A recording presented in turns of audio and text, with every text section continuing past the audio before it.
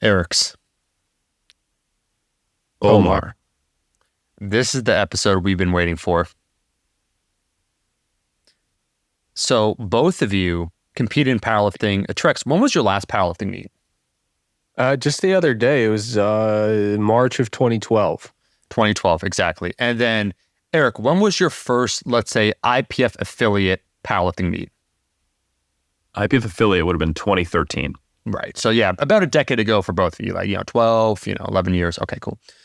This episode's all about back when powerlifting was actually powerlifting. Before Helms, the sumo deadlifts, the excessive arching, back when it was all about pure strength, right? Not this technical feat, this wizardry here of somehow doing a gymnastic exercise at the same time as doing a bench press. Just when, what happened at Trex? Like fill out the scene real quick, 30 seconds, for people that were unaware of powerlifting in 2012 and what happened at meets. Oh man, powerlifting in 2012 was just incredible. It was just a cultural event where really jacked people with similar interests would show up, support each other, do very fair lifts without cheating, and celebrate the general camaraderie sentiment of pushing one's body within very, very, very strict rules and without trying to get any kind of advantage or cheat. No, yeah, it's antithetical actually to powerlifting to try and maximize one's performance by cheating in quotation. So Helms, as we understand it, myself and Trex, this episode, you have an article on mass, is basically going to be a redemption for those of us that, not that we've been passed because other people have become stronger than the three of us, the collective trio that we are, but because they become better at exploiting the rules, I'll say, Trex, because I understand there's a heavy connotation to the word negative, to the word cheater. So we're not going to say that out loud, but let's just say some.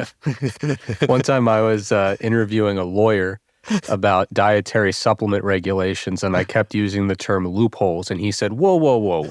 Those are exemptions. So has anyone here watched Better Call Saul? Yes. Great show. I have not. Yeah. Okay. What about, Trex, your software, real quick, your software is updating. What about Breaking Bad? I did watch Breaking Bad. All right, right. All right. So it's the prequel that everyone should watch, Better Call Saul. Yeah. That sounds like something that Slippin' Jimmy would say. I love it. So, Helms, okay, it's not, again, we're not implying, unless they do get caught cheating, in which case they're definitely cheating. But people are basically getting stronger because they are finding ways to really take advantage of the rules. That's what you're talking about today, right? That's what Trex and myself understand? Yeah, absolutely. I like how you framed it too, is we just have to go back. We've got to make strength great again. Yes. Yeah, exactly. Because you can never find instances of this in the great old times of people doing things like this. They're even more honorable. Yeah. Yep. The farther you go back, better things were. Just math. Who doesn't like some polio, right? Who doesn't like, doing a lot more chores, right? All these things, right? It was the Industrial Revolution for a reason, Eric. That's right. So no, but to be a little less facetious, this is actually a continuing pattern that we see in strength sport. So to catch people up, we'll start contemporary, and then we'll go from there. This episode's going to have it all, folks. It's going to have history, it's going to have science, and it's going to have culture, contemporary and historical. So for those who don't know, in the old IPF, the good old International Powerlifting Federation, where all the, loser pencil neck, type of overly analytical lifters hang out. Unsurprisingly, because no one's strong in the IPF, things were getting out of hand. And it came to a head. And the good people of the comment section, as they often do to save the world, said, you know what, we've had enough. And the IPF listened. They listened to largely Instagram and YouTube-based commenters who don't participate in the sport. They said, you know what, we'll do this thing. We'll fix this problem that no one in the powerlifting community has identified as a problem, and we're going to change the bench press rule. Because people on the internet are making fun of powerlifters, and we can't have that. We're never going to get the mainstream appeal we need in powerlifting if we keep having Mr. Lifter 1865 saying what he's saying right now about, is that even a lift? Lol. man, is this a gymnastics competition or is this a powerlifting competition? Lol. These types of things, ruining the sport. No, but in all seriousness, so for those who don't know, 2023, we knew it was coming, and it actually did get implemented. I saw the impact of it live at IPF Worlds and the inaugural Sheffield of the bench press rule change. So historically, bench press rule across all powerlifting federations was pretty similar. You needed to have contact of the upper back, the butt, and the head on the bench, and you got a couple different commands. The only thing that differed between federations was whether or not you got a start command. A lot of the older school federations, you just bring the bar to your chest when you're ready and you wait for the press. In the IPF, you got the start command, just a little extra rule for no reason because IPF going IPF, right? And also, I think lifting your head up was allowed in some other federations, but IPF, and aren't there rules. some where you have to have your heels on the floor and some it's just any part of the foot? Actually, you know what? You're right. Yeah. So in all of these motorcycle gang, post-apocalyptic, crazy, convict-filled federations, Mad Max world, they allow your head to come up. You can bring the bar to your chest whenever you want. Oh my God, when is the lift going to start? When's it going to end? And also you could be up on your tippy toes, just flirting with an unstable position, just to ride that crazy bench press all the way to the stars. So yeah, no, there are some just fanatical, insane people out there who allow these other things. Or you can position it the other way. There's these nanny state rules that come from the IPF where you have to keep your heels down and your head down and wait for a start command. How do we even get powerlifting done with all of these over-regulatory kind of bureaucratic, European-based, as we do know in the IPF, politicians, pseudo-lifters just dictating things and taking away the agency of all of our freedom-loving powerlifters.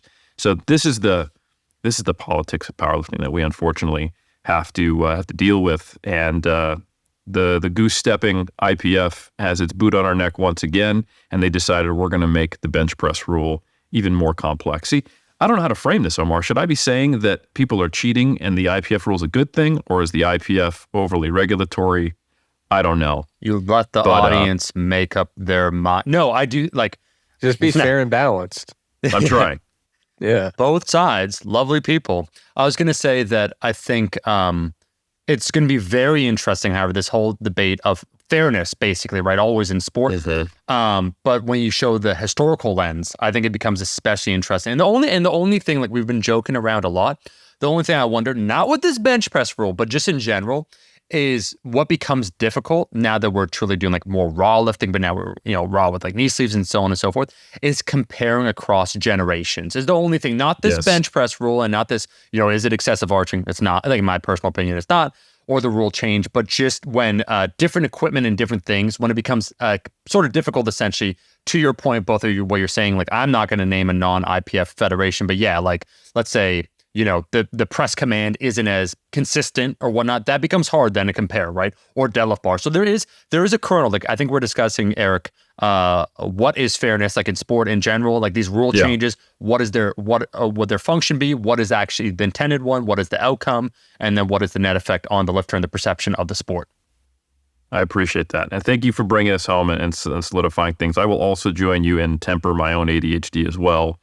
And I will actually say what the rule change is, which I haven't said yet. I've just made various allusions to. I still don't know what it is, so I'm on the edge of my seat. I honestly, this is the first I've heard of it. This is good. See, you along with the whole audience is very, very just relishing in anticipation, aka really annoyed with us. Yeah, they're mostly just mad. But so the new rule change, 2023, they did two specific things in the IPF to combat what they felt were excessive arches and manipulating the rules and breaking the quote-unquote spirit of the rules. One, you can no longer set up with your feet on the bench. So typically, for those who are not familiar, you put your feet on the bench during the setup to get a more extreme arch. You do like a bridge, and then you come down, leaving your head and your upper back on the bench to get as much arch out of your lower back as possible to produce range of motion. So that change in the setup makes people figure out how to get into position without doing that. Relatively minor change. The much more extreme change is you can actually miss depth on bench press now. So the IPF technical rules now state, and they've got pictures, that the Elbows have to basically reach parallel with the shoulders when viewed from the back. There is still some ambiguity around that rule, and not necessarily all judges do it the same way, which is actually also true of squat depth, where you consider the quote-unquote top of the knee. So in fact, little teaser, we're actually doing a study here at AUT where we're using objective depth with 3D markers in our new 3D system, and then different placement of cameras, because the rules state the referees can actually choose where they want to sit. So we're going to use 2D cameras, 3D assessment, and then some future studies where we're actually going to poll referees and ask them questions and see what they think, to see how accurate in terms of validity is objective depth by using a 3D marker system, and the perception of depth using a 2D system, because now we've got the jury doing replays.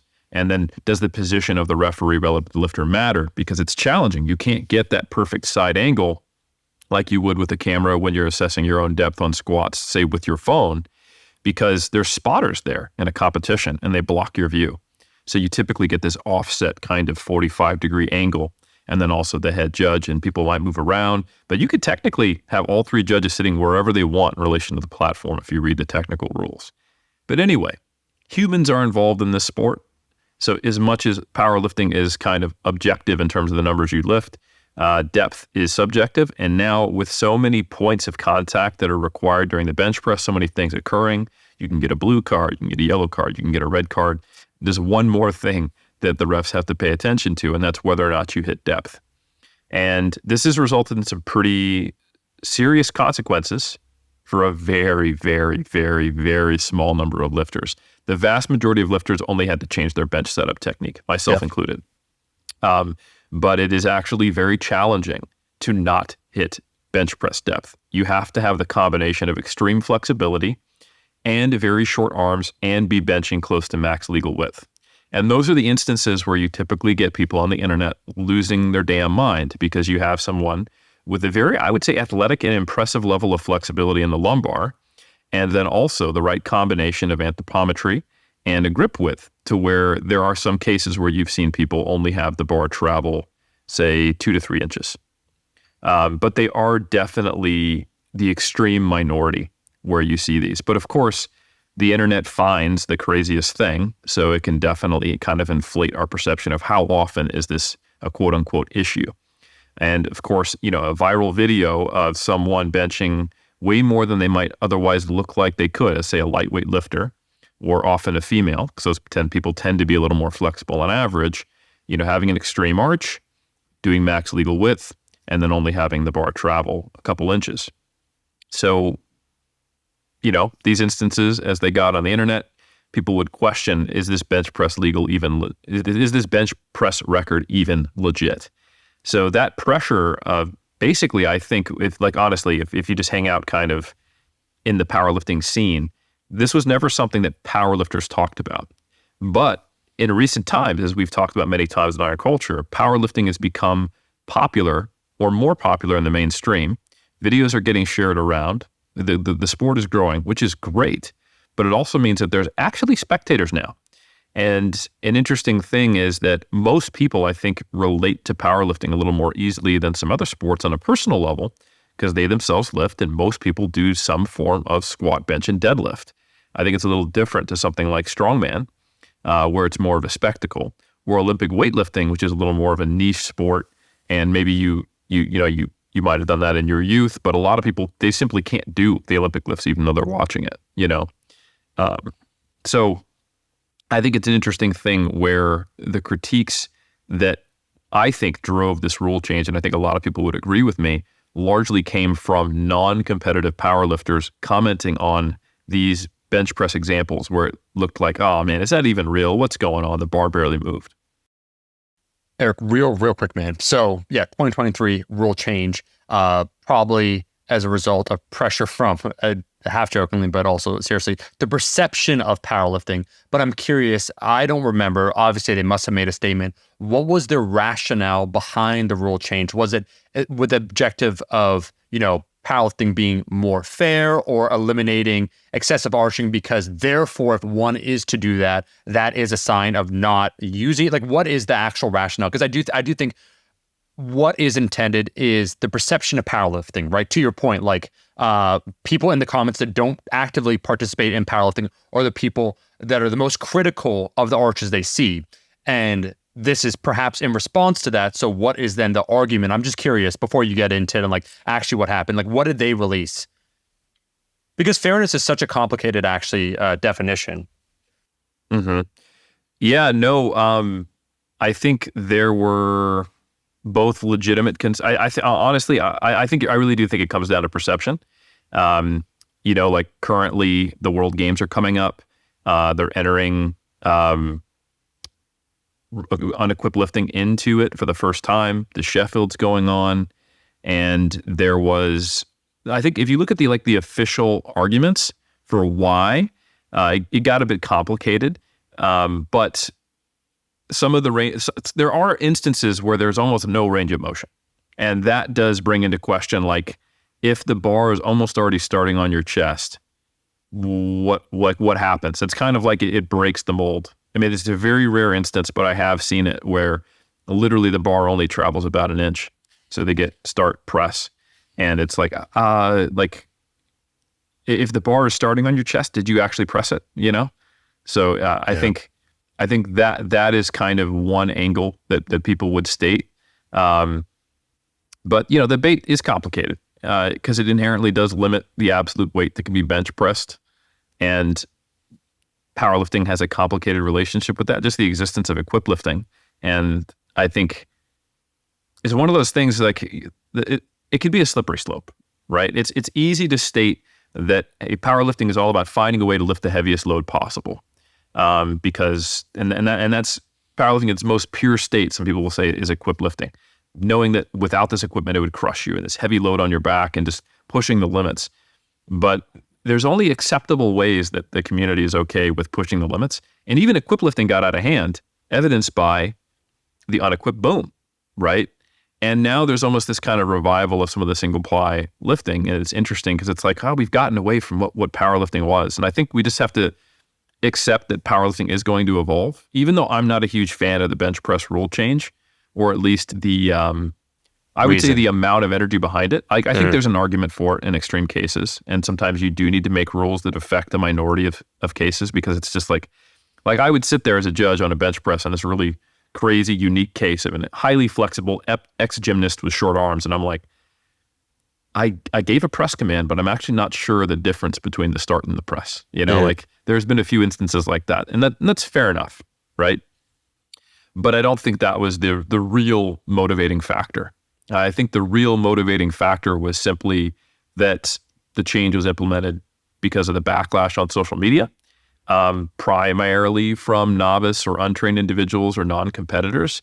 And it's about marketing the sport, So the same reason that raw powerlifting has grown while equipped lifting was kind of capped, if you will, is because someone goes, wait, you benched more than you deadlifted? I don't get it. And what's going on there? What's with these shirts? Why are they doing this? I think it's very difficult for equipped powerlifting to make it to the mainstream level. And I think in a similar vein, some elements of unequipped lifting can even make it hard. I think the sumo deadlift being jokingly seen as cheating is one small element of that. Like we joke about it, that one's not too serious. And, like Ed Collin pulls, mixed kind of sumo hybrid stance and all that. But I think the extreme arch bench presses are the ones that the average person looks at and goes, what? So I ultimately think some of the debates and the technical reasons were sufficient for this rule change, but they weren't the actual reason. I don't know if you'd agree with that, Omar. Yeah, so I have a question for you, Eric, and then a question for Trex before we go on. That all makes sense. Do you think personally, from being a fan, a spectator of powerlifting, an active participant, a coach, do you think that this rule change will have its intended impact in terms of the perception of powerlifting by non-powerlifters? In other words, on the surface, it seems like they're trying to preserve the sanctity of the sport, like meaning that the public perception when they view it, it's like, okay, this makes sense to me. This is a truer test, their perception of strength, therefore I'm more likely to tune in. So I want to hear your opinion, Helms, but let me ask you, Trex, now that you know the rule change, you've been out of the game, are you more likely to pay attention to powerlifting now that you know that change has been done? So here's the thing about me and bench press, Omar. Previously we talked about how in competition I would squat ass to grass because it just was the most comfortable to me. Well, feeding into that general persona as a lifter, I bench with a completely flat back, even in competition. So I would roll up there, open up with squats, ass to grass. We move on to the bench press. For competitions, they wouldn't let me use my trusty false grip, so I'd put my stupid thumb around the bar. But I'm laying there with every vertebrae on the bench. So for me, I was like, hey, we should get like some sensors, make sure that you've got all, every single one of those vertebrae need to be touching in my book. In terms of the rule, I think the biggest thing is, Helms mentioned, it's really only impacting a small percentage of people. I can't really bring myself to get too worked up about it in one direction or the other. I understand the sentiment though, where it's like for example, the optics do kind of matter for a federation, right? Like there are some federations where once a federation kind of gets a reputation for letting some really high squats slide in competition, it kind of taints their entire record book. People really start to talk very poorly about that federation. So I think, I'll be honest, when I was first kind of looking into powerlifting, one of the reasons that all the raw lifters in 2012 were doing USAPL was they said USAPL has the toughest judging. They're the most strict. And that's why it's the only real federation that counts, right? And so I could see, even from an optics perspective, the kind of double benefit of not getting dunked on the internet when a bench press goes viral. And then you have all these, people who aren't even in the sport who are just like, what a dumb sport, I hate it. And then for people inside the sport, you could kind of try to lean into that idea that like, if you get a bench press in our federation, you got that bench press. Because in 2012, that's what it meant for squat. People wouldn't say, oh, I can squat 500. They'd say, I squatted 500 in a meet in the USAPL. And then it happened, right? So that's my 2 cents. It's probably not going to adjust my competition or viewing habits. My sports docket has been pretty full lately. You could probably infer I haven't been watching a lot of powerlifting lately, given that I didn't know the rule changed. I don't know if this is going to bring me back because, out of retirement, baby.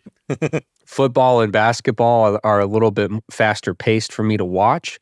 But yeah, I think I don't necessarily think that there was a huge problem to be solved here. But given what I hear about this rule, I can't find myself to be up in arms about it or extremely upset. It seems like let's be honest. Every rule in powerlifting is arbitrary. So you add one more arbitrary rule to the mix. Now I'm supposed to draw the line and say, well, it's too arbitrary for me. Like, come on, they're all arbitrary, right? It's just the way it goes. It's all made up stuff humans do. To be a little fair to the IPF, I'm going to quote some of their official statements for the rules. I found a good article. Shout out to Barbend, Jake Dixon, writing about the IPF rule change.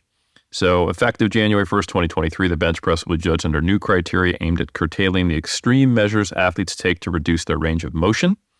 That's one of the comments, and also specifically said that there were numerous complaints following the 2022 IPF World Bench Press Championships in Kazakhstan.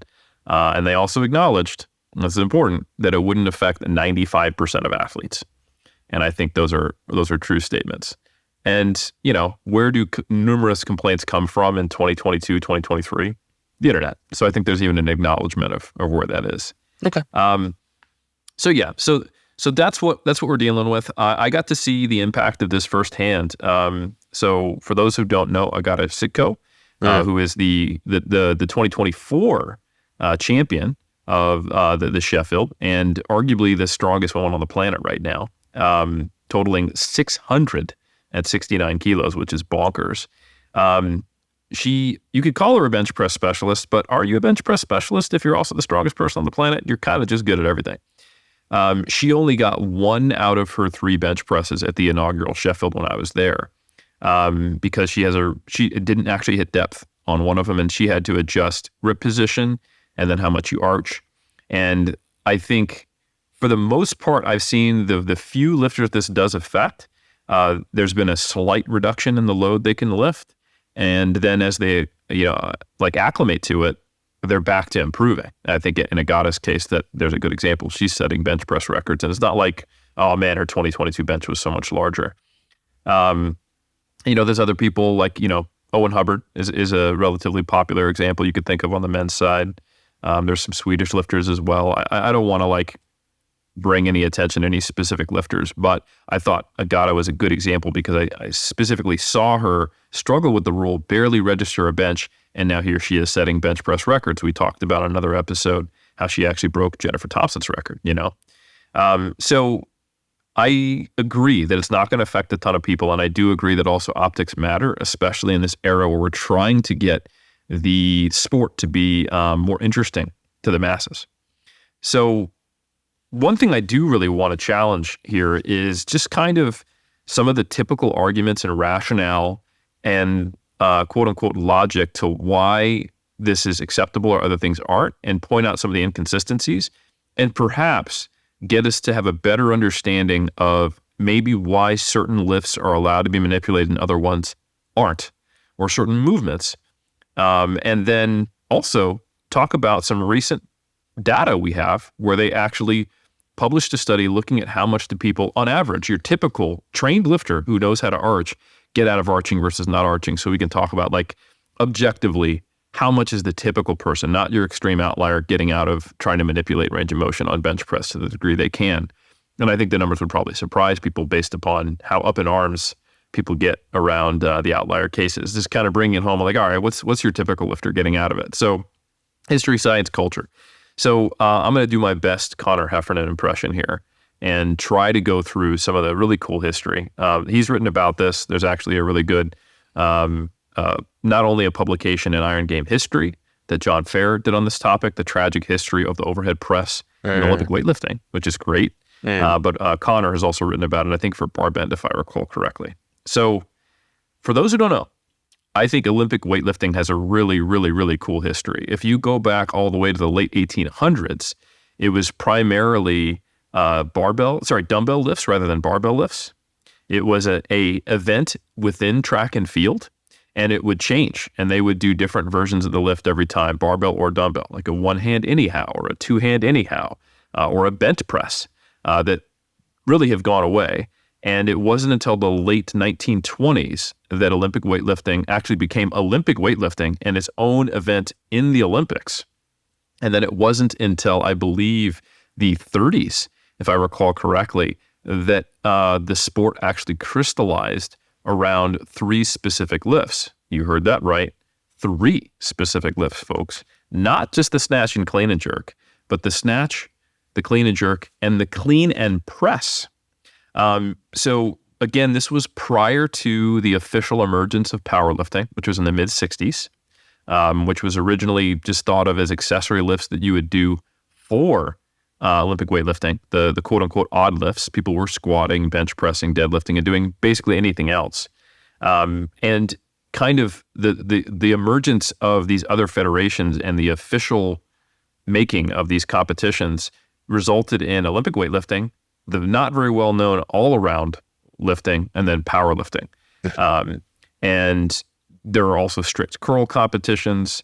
There's various things that are out there, but the 2 big disciplines that kind of formed were obviously Olympic weightlifting and powerlifting. And the reason why people are not aware currently of the clean and press is because it got removed in 1972. So it had almost a 40-year history in the sport. I think actually, no, almost a 50-year history. From 1928 to 1972, Olympic weightlifting had 3 lifts. And if you do a jerk or a snatch with a press out, there's not a quick, snappy, simultaneous lockout of the shoulder, elbow, and into position. It's called a press out, and you get a red light in the Olympic weightlifting. But the clean and press, you clean it, and from a dead stop, the rules were you had to keep your knees locked, and you had to come to a full press, and you'd get it. So there was a quote-unquote slow lift or a strength movement in Olympic weightlifting. Mm-hmm. And this was in an era where the U.S. was dominant, the Bob Hoffman era, the York barbell era, where we were crushing it in terms of Olympics, in the Olympics. We had basically a really good example of successful capitalism, if you will, where York Barbell Company was what Bob Hoffman converted his old steel company into, making barbells. He started Strength and Health magazine, and he used his magazine and his steel creating business to subsidize the Olympic weightlifting team. Lifters would come and live in York Barbell in York, Pennsylvania. They would work there, and then he would pay for their flights and allow them to train 24/7, and he would take the whole team out. And I think for something like 20 years, from the 40s until the mid-60s, when the U.S. was the most dominant, he was the head of the weightlifting team. And we had all these big, brutish guys who were really, really, really strong, maybe not quite as good at the snatch and clean and jerk, but we could make up a lot of ground with the clean and press. And this is also an era when bodybuilding was basically playing, second fiddle to weightlifting. Mr. America was held the day after senior weightlifting nationals, which just means like open basically back in the day. You had to compete in both. And the AAU up until the 70s was the dominant kind of bodybuilding organization, which Bob Hoffman was the head of the weightlifting portion, and which encompassed bodybuilding within weightlifting. So it was always, hey, let's do this, form follows function thing, show us what that strength looks like. And folks like John Grimmick, for example, who two-time Mr. America winner, who they made the rule, hey, you can't win this thing more than once now because you'll never stop winning. He went to the Olympics in 1936, and he was a very good overhead presser, and also became one of the most legendary bodybuilders of the sport. So if I could, please go ahead. This is really mind-blowing to me because it totally validates everyone's totally out of touch, like aunt and uncle who at Thanksgiving would say, oh, you're a bodybuilder, so you're doing the over the head thing like they were actually more correct than I ever thought previously with bodybuilding starting out having roots kind of under the umbrella of competitive lifting. Because everyone would say, oh, bodybuilding, is that the one where you squat? And I go, sometimes. Yeah.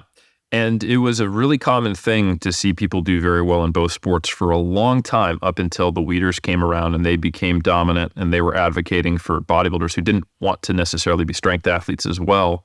And then basically from the 70s onward, the IFBB and the Weeders became the dominant bodybuilding organization and kind of, carrying on to today. But you had folks like Tommy Kono, all the way up into in the 50s, who were probably one of the most successful, if not the most successful male American weightlifter of all time, winning medals across multiple weight classes, also winning a Mr. Universe title. And you had even into the 70s, people who were pretty impressive strength athletes and just kind of having that, maybe not advertising it as much, but having that historical and cultural connection. Arnold Schwarzenegger was a regional powerlifting champion. Lou Ferrigno, famously competed in World's Strongest Man. So did Franco Columbu, who is extremely strong. Some unfortunate refrigerator-related injuries occurred there, which we won't talk about. And you've got multiple examples through the 70s and kind of steadily decreasing into the 80s and the 90s. And then it became almost kind of this fascination, like, oh, but he's strong too. And it's a surprising thing these days. Like, oh, I remember like Johnny Jackson or Ronnie Coleman. Which one of them's the strongest bodybuilder?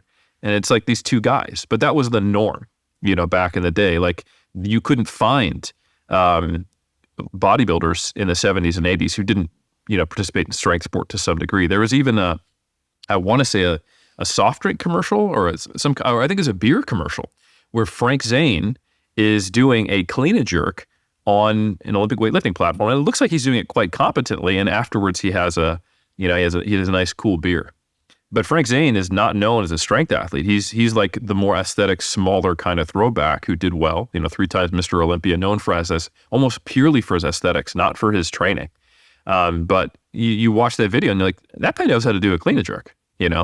So I think the siloing of the sport is something that we can see happening through all these impacts. Now, here's the reason why the Olympic lifts are only two now, and why the clean and press went away was that athletes were manipulating the rules to change how much they could lift to lift more. Can you believe it that when you set up some rules, athletes will try to find the best way possible to get the most out of their bodies in terms of performance? They're really terrible humans, honestly. But what basically started happening was that athletes were able to keep their knees locked, but bend backwards at the same time as pressing, and started turning the clean and press into basically a standing incline, when it was meant to be just a strict, keep your body rigid, press it overhead. And there were attempts to combat this, and there were some extreme reactions.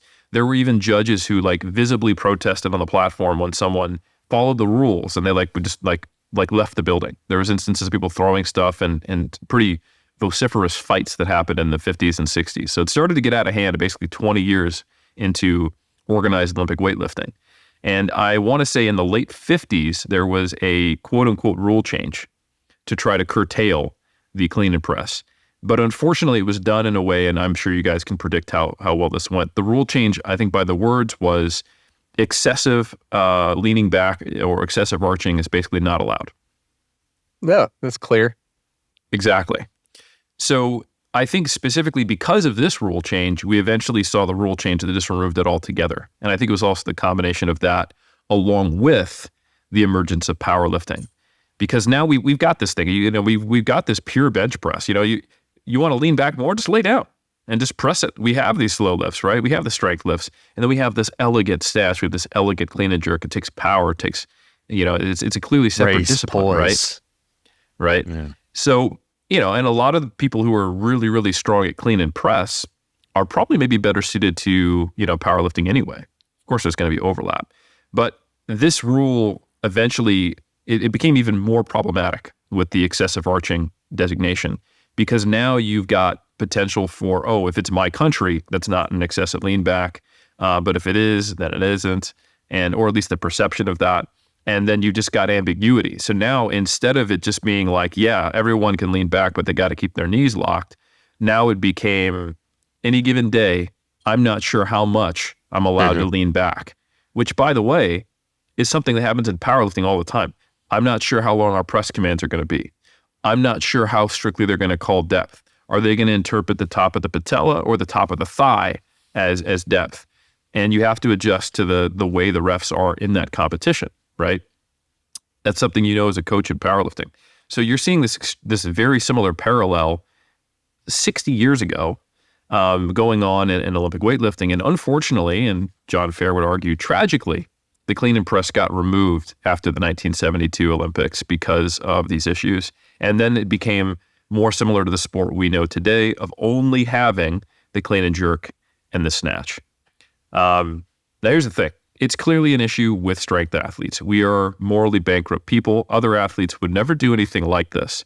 And that's just the reality of it. I think the big brutes out there, I am one of them, so I can't be too critical, but we're clearly bad people. Other athletes in more elegant sports like track and field, they never have this issue. Except they do. So for those who aren't familiar, here's a really, really interesting parallel. The Fosbury flop. You may not have heard of it, but Dick Fosbury was an Olympic high jumper who changed the game when he won the Olympic gold medal in the 60s by going backwards over the high jump, arching over it, as we see in all the slow motion, highly, lauded, impressive athletic feats. It's one of the iconic movements of an impressive athlete who's, just like a centimeter barely above that high jump, and then the feet move up just the last second, just kind of perfectly arching over it. Like, how do you know where you are in space? You're sprinting forward, turning around, leaping backwards over it. This is the Matrix before the Matrix. Wow. It's an impressive feat. But at the time when it happened, it shocked the world. Before Dick Fosbury started doing this backward leap over it, the typical technique was that, there's a few different techniques that had changed over time. People were basically hurdling the bar or rolling over it facing down, jumping sideways. And now, universally, in high jump, everyone does the Fosbury flop because they've figured out through trial and error that that's essentially the most efficient way biomechanically to do it. And to my knowledge, and I'm, again, not a sports historian, maybe I'm wrong on this, there was not this incredible backlash against it. You know, it's harder to do. You can't see. You know, it takes more technical expertise and it takes extreme flexibility, and that's okay. Now, let me tell you the thing about the perception of the bench press rule. People think it makes it easier. I can tell you, having coached athletes who have extreme arch and also trying to arch myself, it's less comfortable. It slowly injures my neck over time as I do it, and we've talked about how that's not great in my position. It gives you a smaller base of support, right? It takes extreme flexibility. It even makes you start to cramp up in your lower back, and it can negatively affect the deadlift afterwards if you're actually quite good at it. You have to maintain a whole new athletic component of powerlifting. You have to actively work on flexibility and keep it.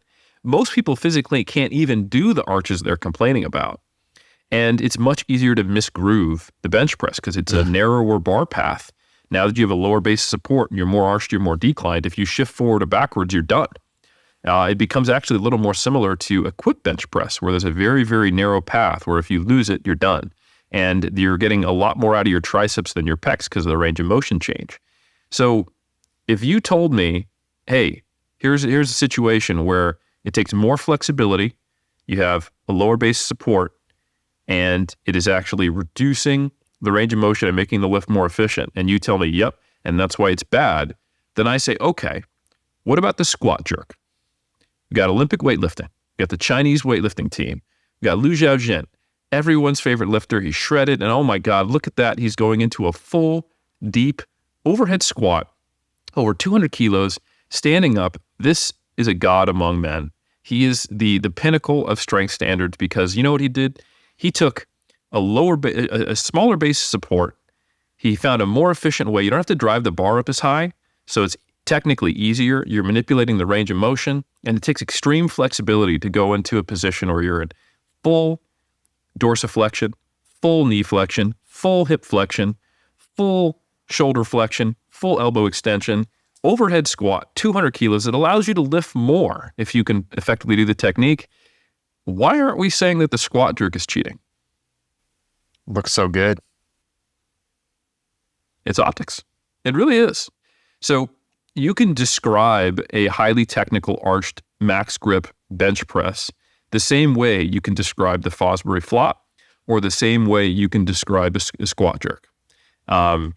Yet they are viewed differently. And I think personally, and I'm keen to get your guys' ideas on this, I think the reason is that certain movements are seen as iconic examples of quote unquote pure strength or brute strength. And other things we see as athletic movements. And you are not allowed to change them in such a way that the perception is that the spirit of it is changed. So if it's an athletic, technical, skilled movement, awesome. You know, you do this stuff, incredible. Fosbury flop, squat jerk, amazing. Wow. But you take the overhead press, you know, me against the iron, and I'm going to stand there and press it overhead, or a bench press. I used to bench X amount in high school, and you start making it easier, even if it's not actually easier, it's actually harder, but it looks less like the iconic strength movement, and you're going to have people on the internet up in arms. And I think ultimately that's the difference. And it's a relatively arbitrary distinction, but I understand it. I do understand it. I think that's the same reason why Chris Bumstead says sumo deadlift is cheating. I think it's the same reason why sumo deadlift is probably never going to get included in strongman, because it's supposed to be a throwback to this era of a less regulated, Wild West, vaudeville era period of strength where it's just, there's a weight on the ground and I walk over. I don't stand in some crazy way. I just pick it up, damn it. And I'm allowed to jerk you with my hands. I can arch my back, but no, I can't put my feet outside of my hands. That's crazy. Yeah, No. It's less regulated, but actually, no, you can't do that. There's actually more rules of what you can and can't do for the deadlift. Yeah. So I think that's a really, really interesting cultural discussion. Most people are not aware of that the clean and press is even in Olympic weightlifting, and most people are not aware of how closely it parallels the bench press. And then I don't think most people consider things of like, why do we judge something totally different like the Fosbury flop differently, or something that's actually really, really similar, done for the same purposes within strength sport, like a squat jerk, as different. And I think it really is just the optics. Trex, you want to kick it off, my man? It is interesting to see how, some of these innovations and movement, depending on the context, are received so differently. I think that the high jump, parallel is certainly really a very valid one. Another one that comes to mind is Cliff Young, for folks who are up to date, or I guess not up to date, is a long time ago, but folks who are in the know with regards to really long distance endurance running. He would roll up to these ultra marathons in kind of the early days of ultra marathoning wearing these big clunky rubber boots, and he would just kind of trot around, kind of like an awkward little trot. And I mean, this guy was crushing these, 20-something, 30-something year old kids when he was in his 60s. He'd literally take his dentures out to run because he said they rattled around in his mouth and it bothered him. So he'd roll up with his dentures out, big rubber boots, and he would just kind of trot along. And, his biomechanics were just so different from the way everybody ran. And it was viewed as an innovation, and it was celebrated. It's hard to say, I wasn't there, so I could be just picking up total revisionist history, but all reports I see are that it was embraced as this like innovation. Wow, look at this guy, how brilliant. And it is kind of fascinating. And Helms, I do think you're hitting on something there when you talk about when something is true strength, you're supposed to just let it be. You cannot adulterate it. One of the things that, like, I don't want to start a fight, but the idea of, can you use straps when deadlifting? A lot of people that deadlift, they view it as this like perfect, pure form of strength.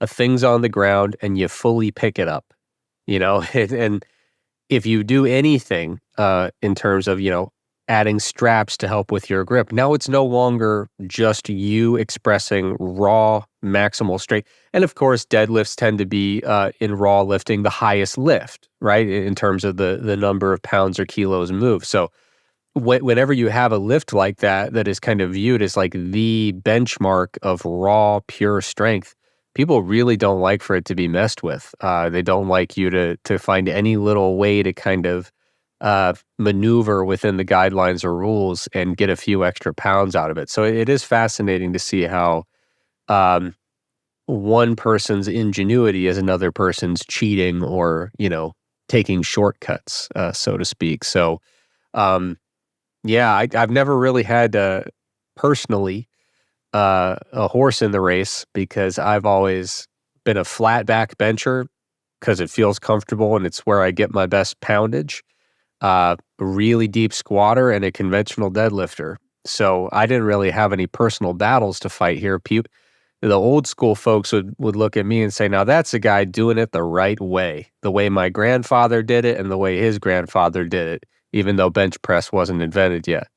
But nonetheless, it really is in the eye of the beholder, which is why, I spiritually support powerlifting, but as we've covered, I haven't been really tapped into that world lately. I'm sure I'll drift back into it. I've had other stuff going on, doing a lot of research and whatnot, following a lot of other sports. But, as someone who doesn't have a lot of skin in the game at this moment, it's difficult for me to kind of say, hey, this rule change needed to happen or shouldn't have happened. I feel like I'm not a large enough stakeholder at this point in time to really levy a strong opinion. But I definitely think that, the fact that this change was made certainly reflects an underlying sentiment that I think taps into what Helms was mentioning, which is that these things, especially when you're talking about raw lifting, because I think even that is different. Like when you start talking about raw lifting, that's where people say this is like the purest of strength, right?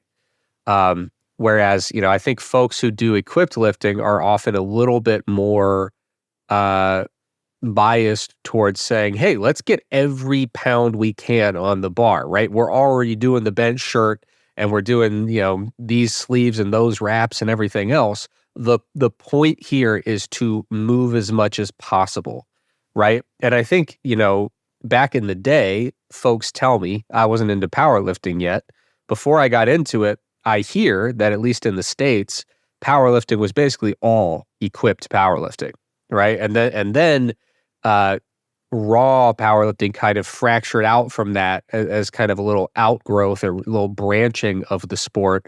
And so I do think that there's a natural bias, given that raw powerlifting kind of grew in prominence as an outshoot from equipped powerlifting, that there's this kind of built-in bias or sentiment that you got to do it the right way. We're not doing the bench shirts. We're not doing the squat suits. We're not doing the knee wraps. Everything raw. And by the way, move your hands in and get those elbows deeper. Yeah, I think a lot of it is just two things: unanticipated consequences of innovation, and truly what it comes down to is when you make something that had a different purpose that was more functional. And essentially sports, I think, are ritualized versions of history. As soon as it becomes a competition, you should expect athletes to figure out a way to improve their performance and turn over every stone. And that is the natural consequence. And I think moralizing it is a bit of an issue. Yes, go ahead. The kipping pull-up, the ultimate. Exactly. Yeah. I mean, man, if you printed out every internet argument about the kipping pull-up and just stacked up those paper sheets, you'd reach the moon in no time. Absolutely. Anytime you create a rule, you have to move from point A to point B, and there's not more stipulations than that. Eventually, athletes, because they're incentivized and rewarded for doing so, figure out the most efficient way for them to do that. And then we yell at them and get mad at them, right? So I don't think this is any different. I think to give kind of a clear example of this, like if we look back, so for those who aren't aware, fantastic rogue documentary called Full Styrker. Full Styrker means fully strong, okay? And that is the name of the stone that you needed to lift if you wanted a certain position on a Viking longboat. And there's also half Styrker, half strong, and that would be a different position. And, we kind of look at it as like quote unquote manhood today, but that meant something different in antiquity, where you could arguably maybe have some reason that these gender roles, came about because we literally needed someone to be home raising a child, breastfeeding them, and someone else running around constantly trying to find food, expending calories to get calories, so the functional necessity of going, we need some tests to see if you are strong enough to be a rower on this boat in this position. It's not about, okay, but can I use straps? And all right, is there tacky I can use in the stone? It's like, bro, pick the stone up and you can be on the boat. If you can't, your job application is rejected, So it was, but now here we are thousands of years later, and it's a competition. It's fun. It's a hobby, right? It's people doing things that are a throwback to these elements. So we're so far removed from the initial rationale and perspective that we had. But I think we do have these kind of instinctual, I'm not going to say they're genetic or generational or anything like that, but I think we have this, we look at some of these things and we just have a feeling about it because it's been around for the longest time. And moving, picking something heavy off the ground and putting something over your head, that is kind of the core elements of strongman, the most static elements of it. There's also carrying and other things in strongman, they've done their best to actually replicate this. And historians have literally gotten together to decide, all right, what are the core elements of competitive strongman today so that we can respect the past and have a throwback to it. But I think 100%, certain things you're not allowed to manipulate. And because it seems to betray the spirit of what these movements are intending to pay ritualistic heed to. It's not, so when you argue it from the perspective of biomechanics, when you argue it from the perspective of logic, and when you argue it from the perspective of even the kind of the way I see it, I'm so impressed at the athletes, manipulating the rules to the full extent they can to exploit them. And sometimes what I would argue is ingenious ways, like the Fosbury flop. It's so creative. How did you think to do that? It's so unnatural, right? I think you can frame it that way, and someone else may not, they'll hear what you're saying, and their logical brain might be able to agree with the points you made, but it is an insult to somewhere deep inside of them if they're this type of personality, where it's like, how dare you do that to this overhead press of strength? I'm going to throw my white flag across the thing and walk out, even though I'm a referee at this competition, or I'm going to make a really nasty comment that's far more extreme than the fact that someone arched more than I feel is comfortable with online, and make a statement about your character, and you are probably a sociopath. How dare you reduce your range of motion by an extra 2 inches? So I think these visceral emotional responses are because of these kind of visceral emotional, quote unquote, ancestral feelings we have about some of these movements in strike sport. So I get it. And I think to some degree,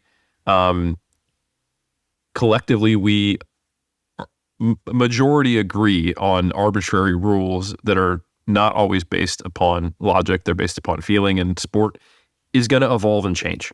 And I think that's what we have to accept. So even though I think this rule is semi-comical, inconsistent, like, I get it. A bench press is supposed to be you lay down, you press it up, and see who's strongest. Like, okay, cool, sweet. And if we take it too far, maybe it gets out of hand and it no longer becomes recognizable to the general public as a bench press. Fair enough. That's the same argument for why raw lifting is now popular, like you pointed out.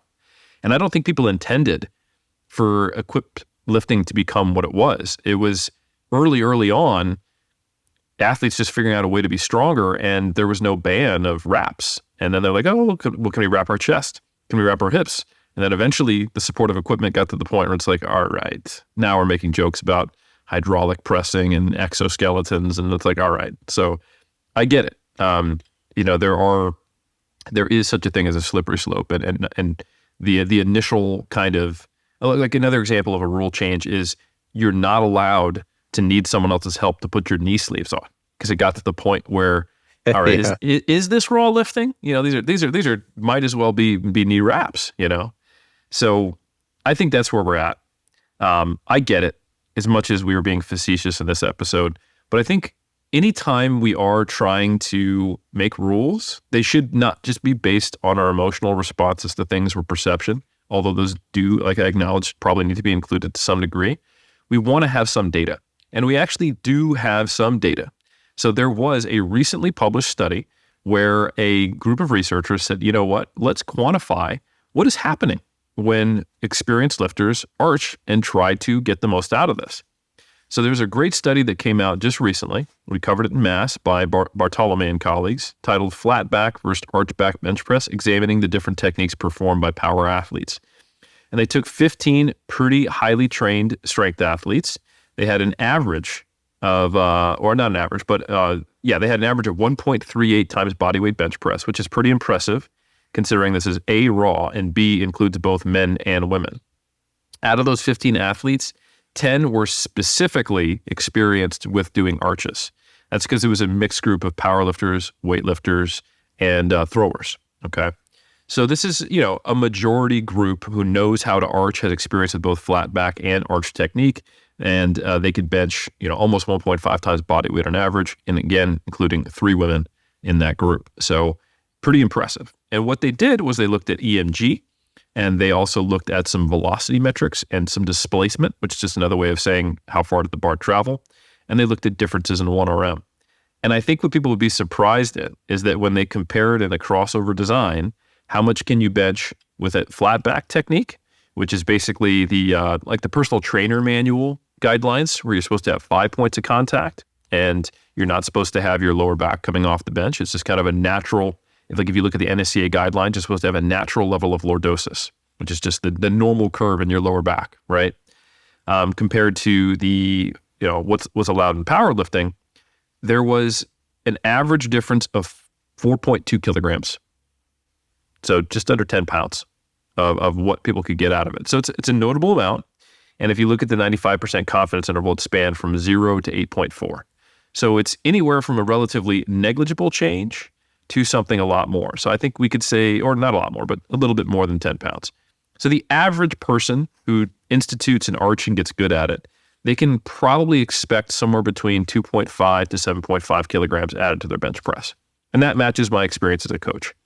And I think that is a helpful thing to remember, because we focus on these outliers and we're thinking, that person wouldn't be able to bench 20 kilos less if they didn't arch that much. If they went flat back, close grip and did it the way real strength is supposed to be exhibited, they'd be dropping 40, 50 pounds off their bench. A, I don't think that's necessarily true. I think that's an exaggeration. And B, even when that might be close to true, it is affecting a very, very, very small number of competitive powerlifters. And the majority of powerlifters are only getting a couple keys out of their arch bench press. So that's the primary findings there. The other stuff kind of makes sense when you look at it, in that displacement is lower when you arch, meaning the range of motion is less, which is why they can bench more. And some of the EMG differences were largely what you would expect, as well as displacement. So I don't think it's worth going through those. But it's a good study. They did it well, and I think it's quite interesting and I think useful to quantify. All right, cool. We got this powerlifting change. We got these cultural reasons. We have this historical background. But really, what is the typical person getting out of arching? When we sit there and we comment on, oh yeah, but can you bench like that flat back? It's like, probably. It's about 10-pound difference. It's not a huge thing using a powerlifting technique compared to using a more quote unquote traditional technique. Eric, well said. I will say in closing, to be serious for a second, I also understand it. Okay. I understand why they've implemented this change. I also can't understand the other side. As soon as Trex started describing, and I have one question for Trex. Trex, you're a conventional puller, yeah? You don't pull sumo. Come on, don't disappoint me. Absolutely, yeah. Certainly conventional. Honestly, okay. I'm just going to put all my cards on the table. No, say it, because I'm about to agree with you, I think. Well, no, you have no idea where this is coming from. I, honest to God, believe deep down in my heart, the same way that I am a flat bench presser and the same way that I'm an ass to grass squatter, I am a stronger deadlifter from a 3-inch deficit. I really am. If I could find a way in competition to lift from the top of my shoelaces, I would absolutely do it. Look, protect him at all costs. Because I will say that I understand. I think there's so many different components. Eric, you did a very good job of explaining them. The ritualistic part, the tradition, the historical context, especially within, like, let's say certain nations. So like, Olympic lifting, right? How it has so much importance, like cultural significance for a nation, and many different factors. But what I will say is that when you brought up the Fosbury flop and then the squat jerk, they're kind of like bodies in movement. And one of the things, the hidden kind of conversation about powerlifting is always sort of how to make it a little bit more palatable.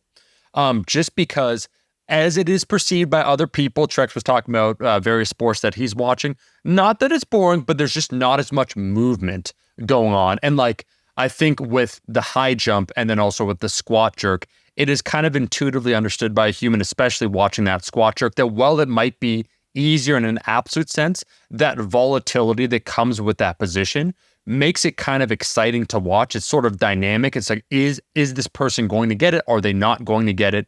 And then on the bench press side, because you go from having a movement where you're lying down on your back and you're doing A, B, C, D, and now, you're cutting off an extra, 2 inches range of motion or whatnot. It is attacking the very thing, ostensibly, as you would say, Eric, that people are coming to powerlifting to see. So I think one of the hidden components is there's definitely tradition, the ritual, the cultural component, historical context, all those sorts of things. And then what is sport? Why do we watch sport? So on and so forth. But I think within powerlifting, it's always, how do we make this a little bit more desirable for people that are not within this niche? Because it's always the question, like feasibility. Weightlifting is an example. It's kind of, once again, like nations took it very seriously, so their state funding, like so on and so forth. It then gets propped up. Many people do it. And there's always this question almost with powerlifting, and not like feasibility, like where is it going?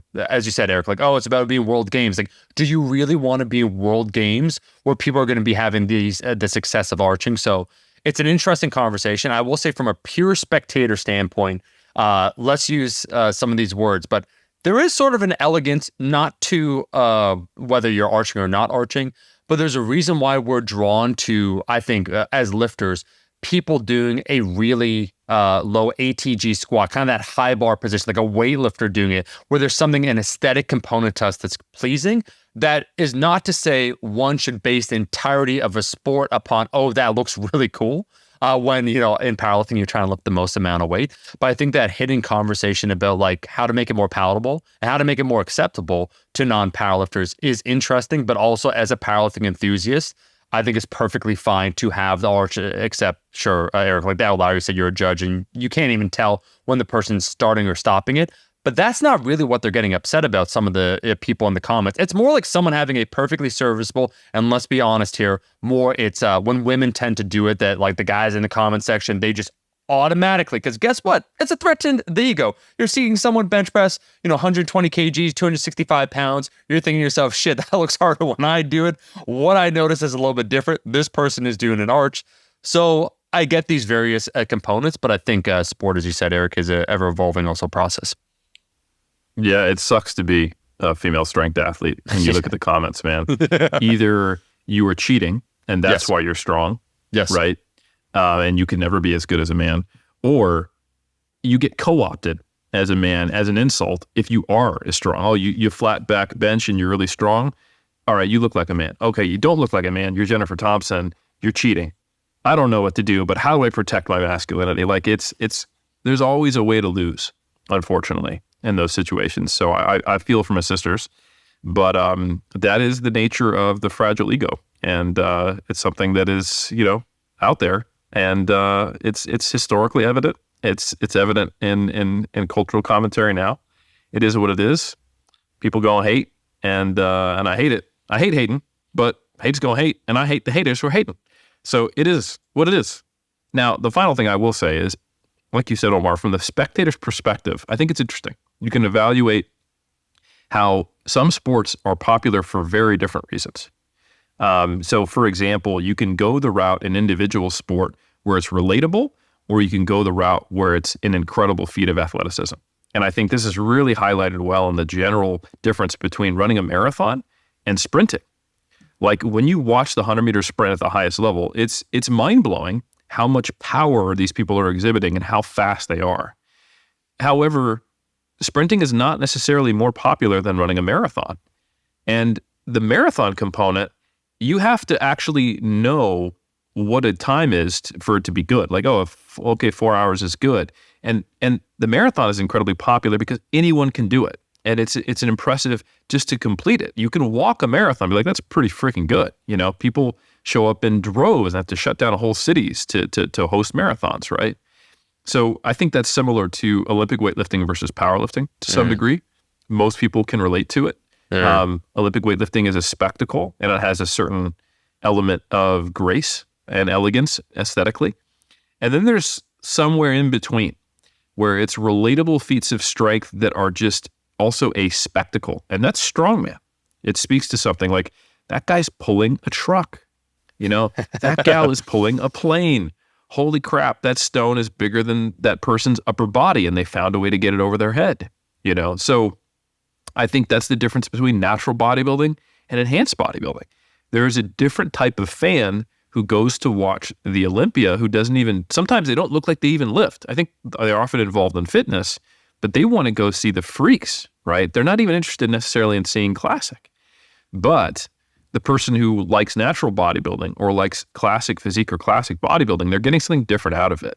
So I think we have to not look at sport as a monolith. It's an expression of many different aspects of society. And when you add a competitive element into it, it can obviously change that as well. And sometimes in directions that society, or at least certain sections of society, won't like.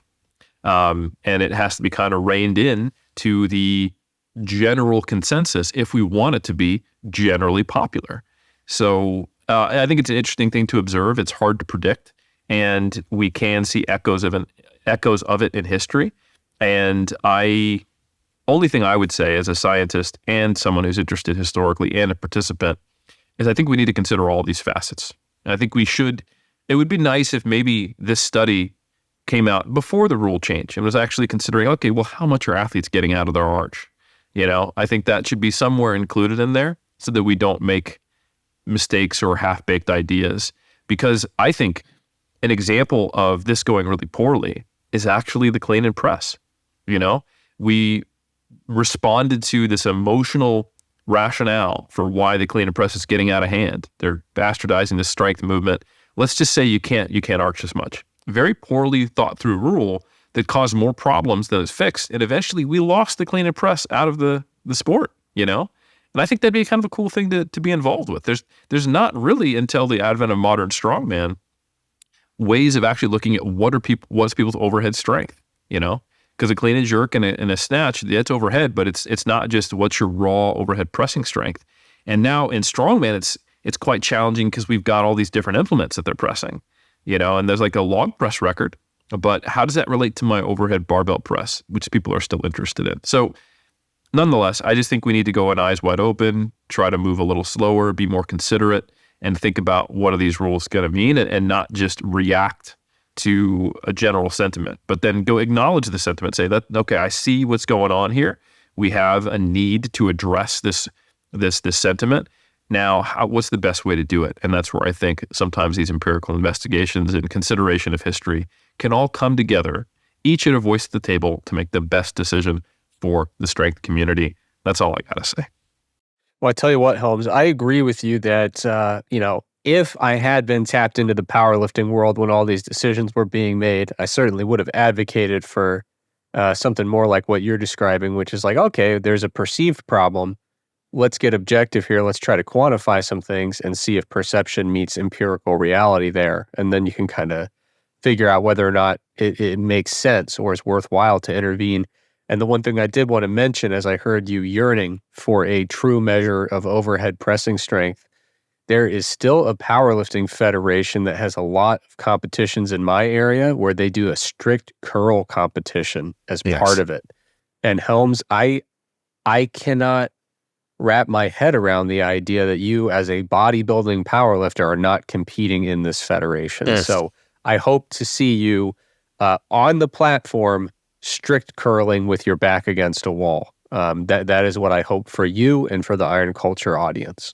That's what they want. American Powerlifting Association, I used to actually attend meets where they did that. I haven't participated yet. But I tell you what, to go back to our last true episode where we talked about having deaths of ourselves, if I did get to the point where as I age, more and more lifts get robbed of me, if I'm no longer able to train my lower body effectively, if deadlifts go away, because they do have push-pulls. You can still find federations where it's just bench deadlift. So that's the next iteration that's of common, Yeah, that's the next iteration of my aging is I go deadlift bench only. And then once I lose the ability to deadlift, then it's bench only. And then once I lose the ability to even train my lower body through bodybuilding movements, I go to men's physique and bench only. And then, if that's not enough, it's good to know the curl's on the table. So, absolutely. Yeah, you've really got quite a trajectory planned out to keep you busy for the next 60 or 70 years. Unless I get into a tragic accident that makes me quadriplegic, I'm going to keep lifting in some way or another until the end of time.